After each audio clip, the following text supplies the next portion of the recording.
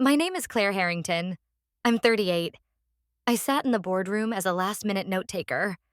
Across the polished mahogany table, my sister Diana gave me that familiar smirk.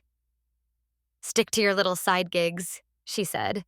Dad nodded in agreement. "Leave the real business to the professionals." The table reflected my face like a distorted mirror. I kept my pen moving. Her figures didn't balance. Once the room emptied, I sent a single text to my contact at Pinnacle. "Withdraw the full $85 million from Diana's expansion project." They laughed at my quiet role until their lifelines started disappearing. Tell me where you're tuned in from right now. A silent kitchen, a car in the dark, or a sleepless bedroom. This is Echoes of Life. You're not alone. 5 years earlier, Dad stopped viewing me as potential leadership. I became the reliable one, the daughter good with details. Diana was the star, the one who commanded attention. After Mom passed, Grandma Elise left me an $8 million trust in my name alone. No family strings attached. Dad dismissed it as pocket change. Diana called it easy luck. To me, it was quiet freedom to create something real. I studied markets the same way I studied our family. Observe silently, record every detail, speak only when necessary. Nights found my laptop screen glowing next to cooling coffee.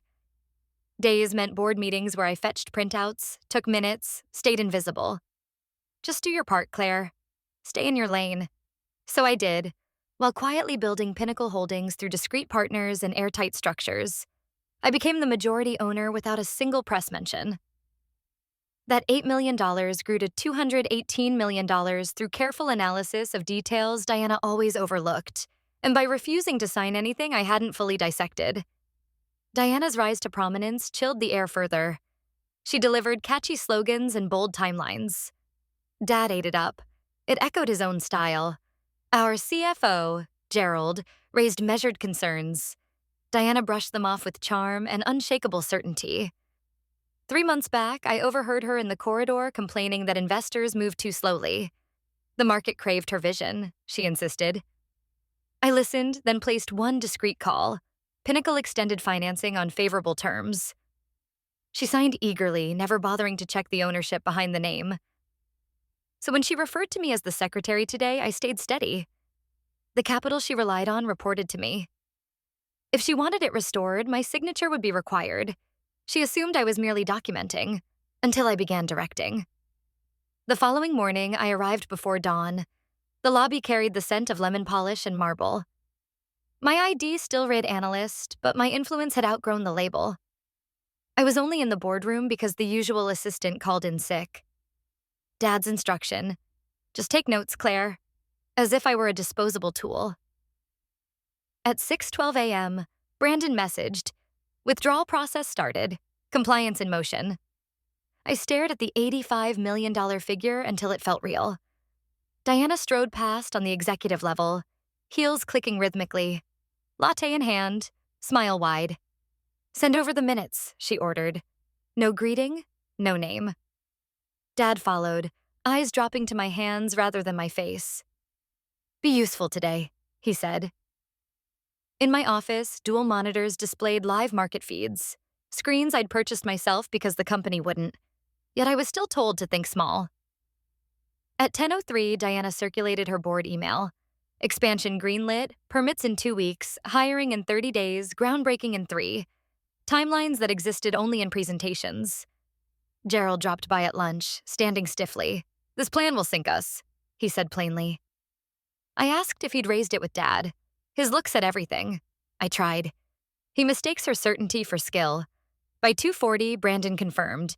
Path locked, settlement proceeding. My pulse steadied. This wasn't vengeance, it was structure, enforced on paper. I observed Diana's presentation that afternoon. Vision became her armor.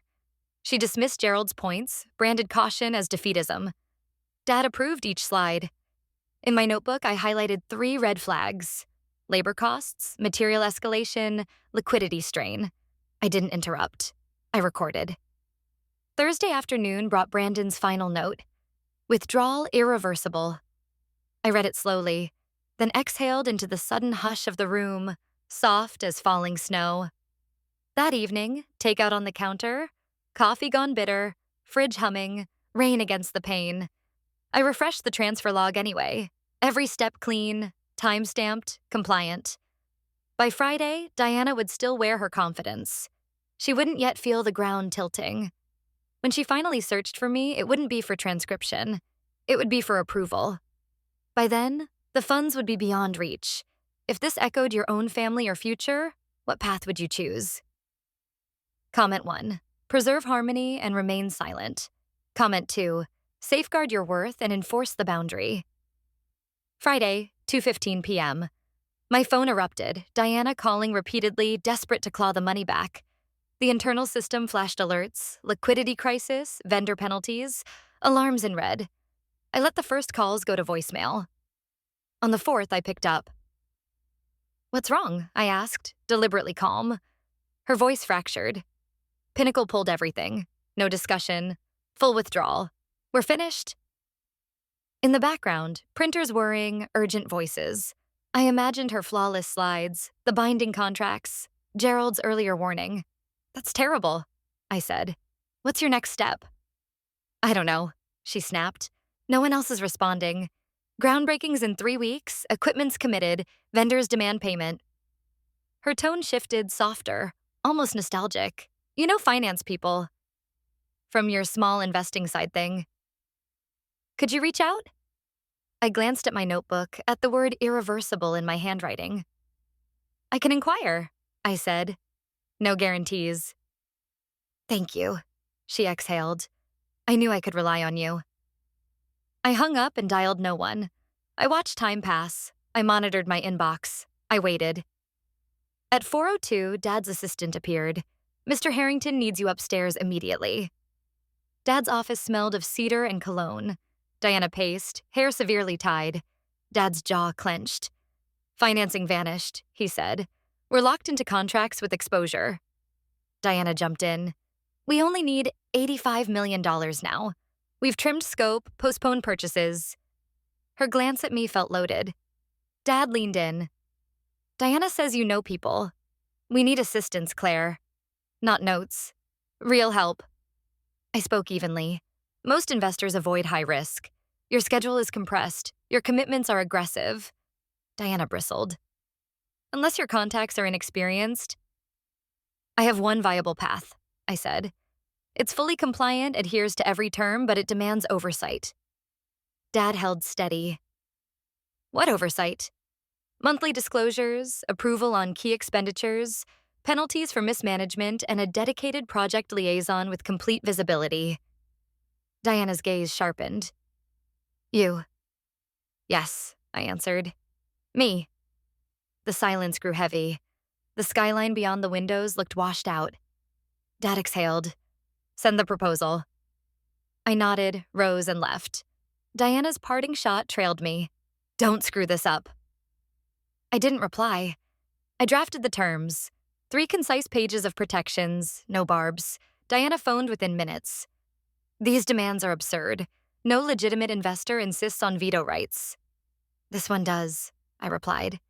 "Because the previous one fled, and numbers don't reward arrogance." She ended the call abruptly. Dad rang an hour later. Gerald examined it. "We're proceeding." He sounded weary. "Get it done." Monday, the wire cleared. Quiet confirmations, compliance documents, a fresh entry in the ledger. Project Oversight Liaison, Claire Harrington. Facilities relocated my belongings that afternoon. From a windowless third-floor corner to a bright space with glass walls, 3 doors from Diana. The new carpet carried the scent of recent change. She didn't offer congratulations. She assessed the doorway like territory. "So this is your reward for undermining us," she said. "I earned oversight because the business required it," I answered. The following week, I reviewed every file. Contracts, quotes, promises. The flaws ran deep.